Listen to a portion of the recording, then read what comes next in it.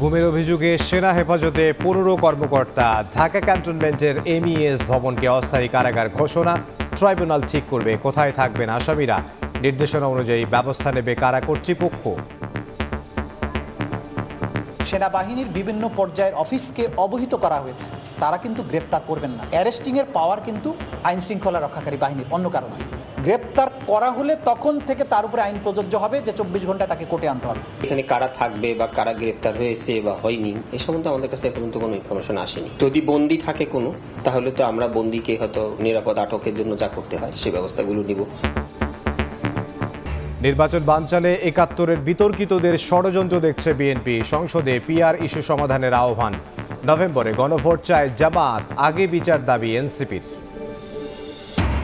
চাকসু নির্বাচনের প্রচারণায় শেষ দিনের ব্যস্ততা। শিক্ষার্থীদের মন জয়ে দাঁড়ে দাঁড়ে প্রার্থীরা। রাকসুতেও দুদিন পর ভোট, ক্যাম্পাসে জমজমাট গণসংযোগ।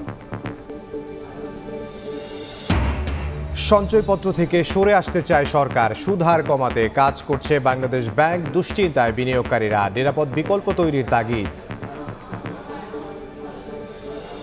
Everybody loves Steve and over again.